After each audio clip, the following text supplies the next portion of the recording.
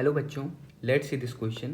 The question says the phase of a particle in simple harmonic motion at time t is pi by 6.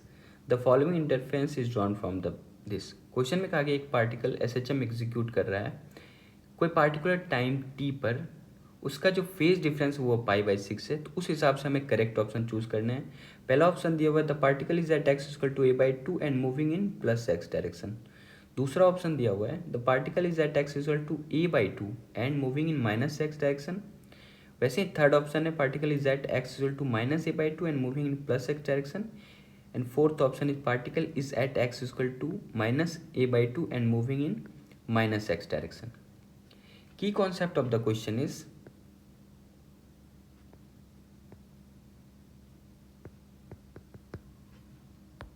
first key concept is how the SHM perform। अगर आप ये समझ जाते हो कि कोई particle simple harmonic motion कैसे perform कर रहा है तो आप इस क्वेश्चन को कर सकते हो। एंड सेकंड की concept of the question is by the help of phasor. अगर आप फेजर समझते हो तो भी आप इस क्वेश्चन को इजी तरीके से कर सकते हो। इसकी कॉन्सेप्ट की हेल्प से हम लोग इस क्वेश्चन को सॉल्व करेंगे।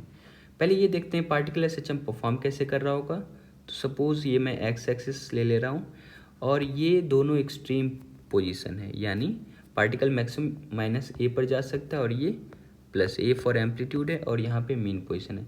सपोज कोई पार्टिकल मीन पोजीशन के अबाउट SHM परफॉर्म कर रहा है, ये मीन पोजीशन पे से एक्सट्रीम पे जा रहा है, फिर से मीन होते हुए एक्सट्रीम पे जा रहा है, फिर से मीन पे आ जा रहा है, तो उसका एक साइकिल कंप्लीट हो जा रहा है। अगर इसी चीज़ को आप फेज़र से समझो तो फेज़र में क्या करना होता है, एक सर्कल ड्रॉ करना होता है और ये सर्कल एक्स वाई प्लेन में करना होता है। ये वाई एक्सिस है, ये एक्स एक्सिस है। एक्स एक्सिस रिप्रेजेंट करता है वी बाई ओमेगा को और वाई एक्सिस रिप्रेजेंट करता है एक्चुअल में डिस्प्लेसमेंट को। तो मैक्सिमम डिस्प्लेसमेंट पार्टिकल का कितना हो सकता है, प्लस ए हो सकता है, और मिनिमम डिस्प्लेसमेंट पार्टिकल कितना हो सकता है, माइनस ए, यानी एम्पलीट्यूड पोजीशन या फिर एक्सट्रीम पॉइंट आप बोल सकते हो। पार्टिकल ये मीन पोजीशन है, पार्टिकल मीन पोजीशन पे कहाँ पे होगा एक्चुअल में, तो आप देखो इस फेजर समझो तो ये यहाँ पे जब पार्टिकल होगा तो ये मीन पोजीशन कहलाएगा। सपोज यहाँ से पार्टिकल स्टार्ट हुआ तो ये 1 नंबर में दे रहा हूँ, ये 1 नंबर है, तो 1 नंबर पार्टिकल यहाँ पे होगा। पार्टिकल जब एक्सट्रीम यहाँ से चलता हुआ यहाँ पहुँच जाएगा तो ये सेकंड नंबर है, तो अगर आप सेकंड इसमें देखो तो ये सेकंड नंबर हो जाएगा। फिर पार्टिकल लौट के जब वापस मीन पे आएगा तो ये लौट के जब वापस मीन पे आएगा तो पार्टिकल ये थर्ड पोजीशन पे हो जाएगा, तो ये वाला मैं थर्ड बोल दे रहा हूँ। अगर आप फोर्थ देखो तो पार्टिकल यानी यहाँ से फिर से लौट के यहाँ पे आ जाए तो ये फोर्थ पोजीशन हो जाएगा, यानी यहाँ पे चला गया, फोर्थ पोजीशन में नंबरिंग दे रहा हूँ। फिर लौट के मेन पोजीशन पे आ गया तो ये फिफ्थ पोजीशन, यानी 1 पोजीशन पे ही आ गया, ये फिफ्थ हो गया, या फिर इसमें आप फिफ्थ हो, यानी 1 और 5 एक ही पॉइंट है, तो एक साइकिल इसका कंप्लीट हो जाएगा।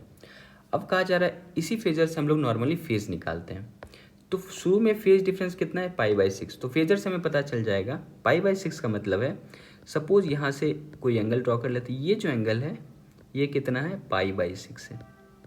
यही चीज़ फेजर में फाइंड करना होता है, पाई बाई 6। बहुत लोग ऐसे भी यूज़ कर सकते हो आप, अगर आपने ऐसे सीखा है कि एक्स एक्सिस में उसका प्रोजेक्शन लेके करते हो, वैसे भी आप कर सकते हो। यहाँ पे एम्पलीट्यूड को मैं वाई एक्सिस में कंसीडर किया हूँ, इसलिए वाई एक्सिस में हम लोग डिस्प्लेसमेंट देखेंगे। तो पाई बाई 6 पॉइंट पे पार्टिकल यहाँ पे है, अगर इसका आप प्रोजेक्शन वाई एक्सिस के अबाउट लोगे तो ये वाला पाई बाई 6 है, और ये चीज़ क्या है, ये एक्चुअल में एम्पलीट्यूड है। तो आप देखोगे पाई बाई 6 पोजीशन पे ये इसका प्रोजेक्शन जब आप लोगे तो इसका लेंथ ही क्या बताएगा, डिस्प्लेसमेंट बताएगा। तो ये पाई बाई 6 है तो ये कितना हो जाएगा, ये पाई बाई 3 हो जाएगा। तो आप ये या तो ए कॉस पाई बाई 3 कर दो या फिर आप ए साइन पाई बाई 6 कर दो, दोनों में से कोई भी कर सकते हो।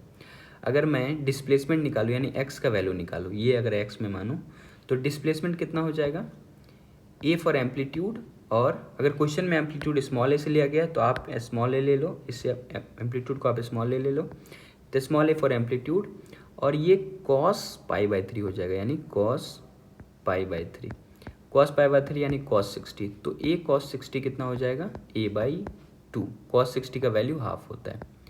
तो पार्टिकल मीन पोजीशन से कितने दूरी पर है, a/2 पे, ये तो कन्फर्म है। अब यहाँ पे आपके पास 4 ऑप्शन है, a/2 सब में a/2 है, लेकिन 2 ऑप्शन में अगर आप फर्स्ट ऑप्शन के हिसाब से देखो तो फर्स्ट ऑप्शन में particle is at x equal to a/2, ये statement correct, and moving in plus x direction, तो देखो बिल्कुल सही है। आप देखो पार्टिकल एक्चुअल में यहाँ से कहाँ पे होगा, यहाँ पे कहीं पे होगा a/2 पे, और ये किधर मूव कर रहा हो, इधर ही मूव कर रहा हो। यही चीज़ एसम्पशन को रिप्रेजेंट कर रहा है। देखो 1 और 2 पॉइंट के बीच में है ये पॉइंट, ये 1 और 2 पॉइंट के बीच में है ये, तो यानी पार्टिकल इधर ही मूव कर रहा होगा। तो आप बोल सकते हो प्लस x डायरेक्शन में पार्टिकल बिल्कुल मूव कर रहा है, और उसका पोजीशन x/2 है, उसका पोजीशन a/2 है। So the correct option is option number first. Okay, ऐसे आप सेकंड थर्ड ऑप्शन को भी रिलेट कर सकते हो। तो इसमें -a/2, थर्ड फोर्थ में तो -a/2, ये तो गलत है।